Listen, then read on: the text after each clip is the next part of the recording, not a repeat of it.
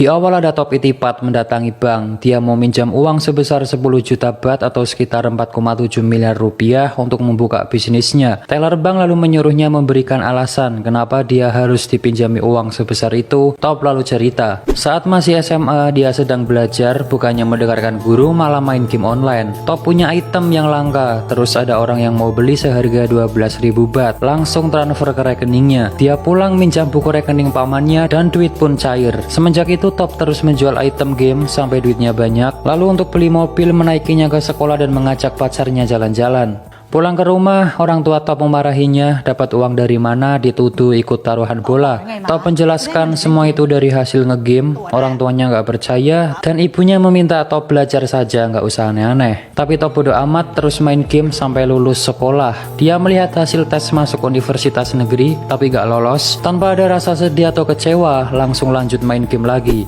Singkatnya dia beli PS dan DVD player. Pulang ke rumah, orang tuanya memarahi Top karena nggak lolos tes masuk PTN. Tapi Top meyakinkan orang tuanya masuk PTS nggak apa-apa, sama aja. Ayahnya marah karena cuma ingin Top kuliah di PTN, karena di PTS itu biayanya mahal guys. Ayah ibunya pun berdebat masalah keuangan untuk nanti kuliah Top. Top di kamar melihat sisa tabungannya menipis dan akun gamenya juga keblokir karena kedeteksi untuk komersil. Dia bingung lalu melihat DVD player yang tadi dibeli. Top kemudian kembali ke toko untuk membeli banyak DVD player. Dia menawarnya sampai deal dan nanti akan dijual kembali. Di rumah, Top menunjukkan DVD player ke Pak Aman dan ibunya, tapi saat dinyalakan ternyata itu barang rusak guys. Dia kembali ke toko ngomel-ngomel ke penjualnya minta garansi pengembalian uang, tapi nggak ada karena itu DVD player bajakan. Kalau rusak ya beli baru. Top marah karena nggak diberitahu dari awal lalu membanting ke atas etalase sampai pecah. Penjual marah menampar Top, dia mau dipukul tapi langsung lari terbirit-birit. Top pulang sambil manyun, lalu melihat ayahnya jalan kaki, ia nyuruh masuk mobil. Ayahnya bilang bisnis itu nggak gampang, jangankan anak kecil, orang dewasa saja banyak yang gagal. Dan menyuruh Top lanjut kuliah dimanapun terserah sambil memberikan uang, tapi Top menolaknya guys. Malam harinya dia mengambil jimat ayahnya dan dijual 100.000 baht. Uang itu digunakan untuk masuk PTS. Singkatnya Top sudah masuk kuliah, tapi saat di kelas dia nggak mendengarkan, malah menyuruh temannya ngerekam suara dosen mengajar dan keluar kelas. Dia pergi ke tempat pameran mesin, lalu melihat mesin penggoreng kacang otomatis. Kata salesnya mesin itu belum ada yang punya di Thailand. Mendengar itu Top langsung semangat ingin membeli mesin itu padahal harganya mahal. Di rumah Top dimarahi lagi karena membawa mesin itu, tapi Top bilang hanya menyewa seharga 50.000 baht. Top lalu bertanya-tanya ke penjual kacang goreng bagaimana cara membuat kacang goreng yang benar, lalu mencatatnya. Sedangkan temannya di kampus menelepon Top suruh masuk tapi nggak diangkat. Top sudah mendapatkan resep membuat kacang goreng yang enak. Ia menyuruh pamannya mencicipi, ke ibunya juga, dan kacangnya enak guys. Top langsung mencari tempat jualan di mall. Dia bersama pamannya dengan semangat membawa gerobak dan kacang ke tempat jualan. Saat mall dibuka ramai orang tapi nggak ada yang beli. Pamannya sudah teriak-teriak juga nggak ada yang beli. Mereka terus berusaha agar ada yang beli. Top di pasar ngantar pacarnya belanja. Dia mengamati orang jualan gimana caranya biar ada pembeli. Top langsung mencatat kata bonus lalu diskon. Saat ngobrol dengan pacarnya, Pak Man Top menelepon bilang dagangannya nggak laku. Sudah melakukan apapun tapi tetap nggak ada yang beli. Saat menunggu pacarnya di depan toilet, Top melihat orang minta sumbangan dan di situ banyak yang memberi. Dia langsung berpikir, ternyata tempat juga berpengaruh agar ramai yang datang. Top langsung meminta pindah tempat karena sebelumnya banyak saingan. Dia pun boleh pindah di pintu masuk mall. Saat di kelas sedang ujian, dia kebingungan mengerjakan soal. Lalu teleponnya berbunyi, Top langsung mengambil HP-nya dan minta izin ke pengawas untuk mengangkat. Tapi nggak boleh, nanti bisa dianggap berbuat curang, lebih baik dimatikan. Tanpa pikir panjang, dia langsung keluar kelas memilih mengangkat teleponnya daripada ikut ujian. Ternyata pamannya yang nelpon bilang dagangannya laris. Top langsung membawa kacang lagi. Benar saja, ramai pembeli sampai kekurangan kacang. Top lalu bilang ke pamannya akan buka cabang lagi. Dia buka cabang dan sudah punya karyawan guys. Saat itu juga pacar Top datang bilang intinya kuliah dulu baru nanti kerja demi masa depan kita. Tapi Top cuma diem. Besoknya Top masih bandel nggak masuk kuliah dan ditelepon temannya dia dipanggil dosen karena terancam mau dikeluarkan. Tapi Top gak ngurus, dia tetap jualan. Di tempat jualan, Top dimarahi pemilik mall karena asap dagangannya itu mengotori plafon. Dia diancam akan dibatalkan kontraknya. Tapi Top berjanji akan mengecat ulang plafon, lalu dia diberikan syarat besok harus selesai. Kalau enggak, kontrak batal. Top langsung ngecat ulang plafon dibantu pamannya, tapi pengunjung merasa terganggu. Dia kembali dimarahi dan disuruh malam saja ngecatnya. Malam harinya Top kembali ngecat, sekarang dibantu ibunya. Satpam datang bilang mall mau ditutup. Top bilang sedikit lagi, si satpam masih nggak boleh, sudah waktunya tutup, nanti bisa kena sanksi. Top langsung ngambil uang untuk nyuap si satpam. Satpam menatap ibu Top dan menyuruh anaknya diajari kejujuran serta tanggung jawab. Uang dikembalikan lalu menyuruhnya segera pergi. Top jalan keluar sambil marah karena target pekerjaannya nggak tercapai. Ibunya pun menenangkan sambil bilang ikut saja ibu ke Cina. Karena orang tuanya Top mau pindah ke Cina dan mulai hidup baru guys. Mendengar itu Top tambah marah karena nggak diajak bicara sebelumnya. Top bilang nanti pasti bisa, cuma butuh waktu untuk bangkit. Ibunya nangis dan Top kembali meyakinkan akan berusaha keras untuk membantu keluarga. Besoknya Top foto untuk paspor, tapi dia nggak fokus, melamun, dan saat mau difoto dia milih pergi. Dia menemui orang tuanya, bilang nggak bisa ikut ke Cina. Mau tetap di sini, akan bekerja keras dan berjanji akan mengembalikan orang tuanya ke Thailand. Dia pamitan sama ibunya dan ayah Top berkata, kita harus mengawali semuanya, jaga diri baik-baik, ayah sayang kamu, lalu pergi. Top langsung semangat bergegas kembali ke mall untuk mengecat plafon. Tapi Top dihadapkan kabar buruk lagi guys, beberapa dagangannya dihentikan karena masalah yang sama. Di rumah, Top termenung pusing, di depan ada tetangga yang gosip, ia ke gerbang ternyata ada surat pemberitahuan penyitaan rumah. Surat diambil dan dibuang. Saat jalan Top bertemu pacarnya sambil marah mendorong Top sampai jatuh. Dia marah karena Top gak pernah menghubunginya lagi. Top langsung meluk pacarnya. Di dalam mobil Top curhat masalah dagangannya dan si pacar mengajak dia kembali kuliah karena SMA saja nggak cukup katanya. Si pacar lalu memberikan rumput laut kering yang belinya itu jauh, belum banyak dijual di sekitar. Top lalu memakannya, terasa enak dan langsung punya ide. Dia menemui profesor ahli pangan, menanyakan gimana caranya agar rumput laut tetap kering dan gak basi. Dia pun diajari pengemasan yang baik, pakai mesin vakum sehingga oksigen keluar dan lain-lain. Top lalu menjual mesin goreng kacang otomatis dan membeli banyak rumput laut mentah. Rumput laut coba digoreng tapi gak enak, terus dicoba tapi masih tetap pahit, sampai habis banyak tapi tetap belum enak juga. Top lalu menjual komputernya untuk tambahan modal. Pamannya bilang, susulah ibumu, kamu sudah habis banyak uang tapi belum menghasilkan apa-apa. Tapi Top gak menyerah dan bilang, kita harus terus berusaha, kita harus yakin akan berhasil, itu sudah jadi pilihanku, kita akan sukses. Jika kita sudah mulai tidak boleh menyerah. Pamannya pun hanya ngangguk. Top ditelepon pacarnya untuk daftar kuliah. Dia mencoba tes masuk kuliah lagi guys. Malam harinya Top pulang, hujan besar, membawa masuk rumput laut mentah. Saat di dalam merasa ada yang aneh. Top memanggil pamannya tapi gak ada jawaban. Dia pergi ke belakang dan ternyata pamannya sudah tergeletak bersimbah darah. Top langsung membawa pamannya pergi dan rumput lautnya kehujanan guys. Di rumah sakit Top bersedih karena satu-satunya orang yang selalu membantunya nggak sadarkan diri.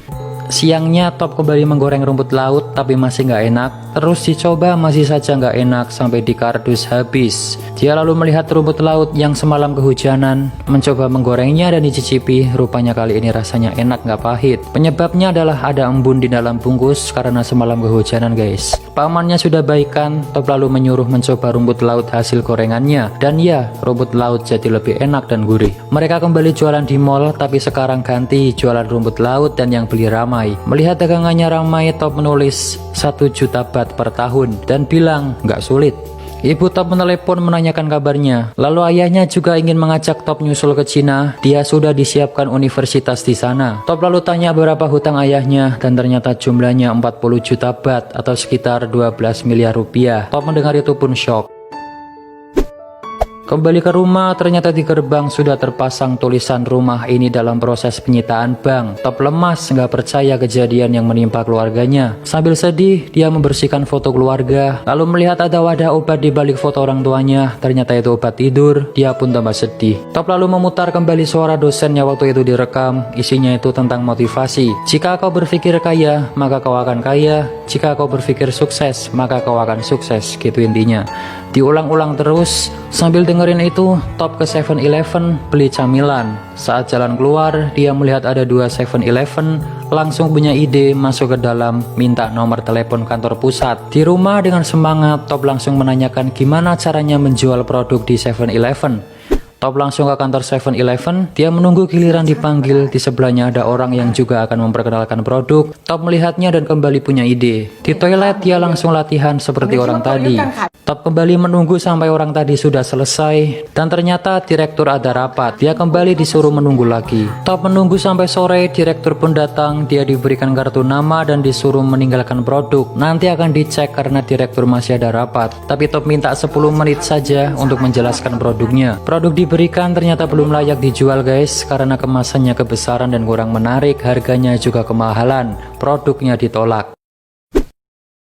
Top kembali ke rumah sambil lesu, ada pacarnya menunggu. Dia marah karena waktu itu Top cuma daftar kuliah tapi aslinya nggak masuk. Pacarnya pun menasihatinya harus kuliah, itu keinginan orang tua. Jadi pacarnya ini sangat ingin Top kuliah, kalau nggak kuliah nggak akan sukses gitu intinya guys. Si pacar juga bilang jika butuh uang dia bisa minta orang tuanya untuk bantu. Karena Top ini orangnya nggak suka minta-minta, dia pun marah lalu masuk, kunci gerbang dan meninggalkan pacarnya. Dia pun nangis. Malam harinya Top lusuh lemas, tidur di samping pamannya sambil nangis dan curhat. Dirinya begitu brengsek, pacarnya sungguh mencintai dan mengkhawatirkannya, tapi Top malah membuat kecewa. Pamannya pun menenangkannya. Esok harinya dia masih nggak menyerah, langsung pergi ke tempat cetak kemasan, menyuruh membuatkan desain yang bagus untuk produknya. Dia minta nama produk diganti yang bagus, tapi kata si pria, nama produknya sudah bagus, Tao Kai Noi, artinya pengusaha muda. Singkat cerita, produknya sudah jadi sesuai omongan direktur dan kembali ke kantor 7-Eleven. Tapi ternyata direktur jadwalnya sangat padat. Top nggak apa-apa, dia akan menunggu. Dari siang sampai setengah 4, sampai ketiduran, sampai sore pun direktur nggak keluar, padahal mondar-mandir guys. Top merasa nggak ditanggepin, akhirnya pergi. Di lift, dia memberikan produknya ke satpam dan pergi. Top pergi, si direkturnya keluar nyari Top. Dia bersedih merasa gagal dengan tujuannya dan menelepon ibunya bilang akan menyusul ke Cina.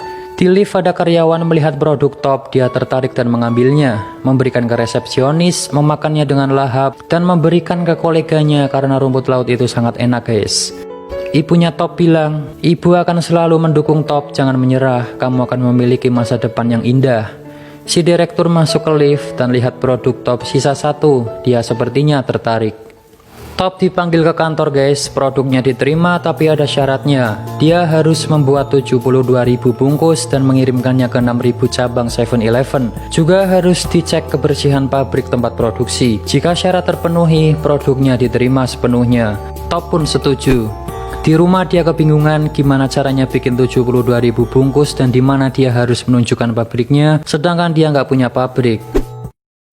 Nah kembali ke awal tadi guys, ternyata dia ke bank mau pinjam uang 10 juta baht itu buat bikin pabrik dan rekrut karyawan. Teller bank melihat dokumen Top, ternyata umurnya masih 19 tahun. Top dipuji masih muda, sangat bersemangat, bagus. Tapi bank nggak bisa meminjamkan uang karena belum cukup umur. Dan keluarga Top juga punya hutang 40 juta baht, dia pun cuma diem. Di mobil Top sedih, lalu menyalakan musik dengan keras dan teriak kencang di dalam. Top kemudian menjual mobilnya dan memutuskan untuk terbang ke Cina menyusul orang tuanya. Di bis, dia melihat tiket pesawat, langsung memukul gembok ruko lalu membuka pintu. Ternyata Top masih nggak nyerah guys, dia ke toko bekas orang tuanya yang dalam proses penyitaan bank. Di tempat itu, dia akan mendirikan pabrik. Dengan hasil uang jual mobil dan tabungannya, dia gunakan untuk modal usaha. Saat di stasiun mau masuk ke kereta, Top melihat pacarnya sedang asik dengan teman. Kereta datang, ternyata dia sudah gandengan tangan sama cowok lain. Top hanya dia memandanginya sampai nggak ingat mau masuk kereta. Kembali ke pabrik, Top sudah merekrut karyawan dan sedang menyiapkan pabrik untuk inspeksi. Pabriknya dinamai Tao Kai Noi. Direktur datang bersama orang yang ngecek kelayakan pabrik. Pabriknya dicek dan si Pak Man menyuruh Top nyokok saja agar disetujui. Tapi dia menolak karena nggak mau ibunya dikatain lagi nggak mengajarkan anaknya kejujuran. Pabrik dicek ke dalam dari lampu, penggorengan, pengemasan, dan lain-lain. Selesai mengecek, direktur mengatakan pabrik belum sesuai standar. Masih banyak kekurangan seperti lampu yang gak ada tutupnya, itu bisa ada debu jatuh ke makanan. Wastafel harusnya pakai keran di kaki, lalu saluran air belum benar. Alkohol yang digunakan bukan untuk cuci tangan tapi itu untuk luka dan lain-lain. Top pun berjanji akan memperbaiki semuanya. Direktur pun akan merundingkan dan memutuskan nanti hasilnya dikirim lewat fax email. Saat mau pergi, pamannya menyuruh disuap saja biar keterima. Top mau memberikan amplop itu tapi langsung pura-pura memberi salam. Singkatnya semua sudah diperbaiki, dari pekerja, rumput laut, lampu, wastafel, pengemasan, dan lain-lain. Mesin faksimail pun berbunyi dan itu surat dari kantor, tapi suratnya nggak sempurna karena printer habis tintanya. Dia pun menerawang keluar, dilihat-lihat, diterawang-terawang, diraba, ada tulisan gede sendiri terlihat, disetujui. Melihat itu Top pun senang. Target 72.000 bungkus sudah terpenuhi, semua orang bergegas memasukkan ke truk untuk dikirim ke distributor. Top langsung memeluk pakmannya dan berterima kasih sambil bilang sudah menghabiskan apapun yang dimiliki. Jika ini gagal, kita nggak punya apa-apa lagi. Top akan kuliah dan nggak keras kepala lagi. Dia langsung bergegas masuk truk. Sampailah di gudang penyimpanan. Dengan semangat Top menemui kepala gudang, tapi ternyata sudah telat sejam, nggak boleh masuk guys. Top memohon cuma terlambat sebentar, tapi masih nggak boleh. Top sangat memohon karena nasibnya bergantung pada produk itu. Kepala gudang melihatnya, merasa kasihan, akhirnya diperbolehkan masuk. Dia pun sangat senang, saking bersemangatnya sampai mimisan guys. Produk rumput lautnya pun akhirnya dimasukkan. Top lalu nelpon orang tuanya, dia minta maaf dan bilang ayah ibunya nanti bisa kembali pulang. Dia pun nangis. Dijelaskan 2 tahun setelah kerjasama dengan 7-Eleven, Top bisa melunasi hutang ayahnya 40 juta baht dan bisa kembali menempati rumah bersama orang tuanya. Setelah 2 tahun, Top kembali ke bank mengajukan suntikan modal. Dia pun menunjukkan rencananya membangun pabrik yang besar. Dijelaskan saat ini tahun 2010, Top memiliki 2.500 karyawan, mengirim produknya ke 6.000 cabang 7-Eleven, mengekspor camilan rumput lautnya ke 27 negara di dunia. Top juga sudah memiliki perkebunan rumput laut di Korea Selatan. Pendapatan Top tahun 2010 sebesar 1.500 juta baht atau 450 miliar rupiah. Saat ini Top berusia 26 tahun. Top sudah sukses guys. Dia bareng pakmannya naik pesawat, main game, senyum-senyum, dan ada kutipan motivasi. Jangan patah semangat walau apapun yang terjadi. Jika menyerah maka habislah sudah. Top itipat. Dan cerita pun selesai. Film ini penuh motivasi yang bisa kita pelajari ya guys. Pertama, ketegasan si Top, kegigihannya, semangat mewujudkan impian, mau belajar, suka bertanya tapi untuk kebaikan dirinya, bukan tanya masalah hidup orang lain, pantang menyerah, tidak takut mencoba hal baru, ambisius, selalu memperbaiki diri dari kesalahan, dan percaya semua akan indah pada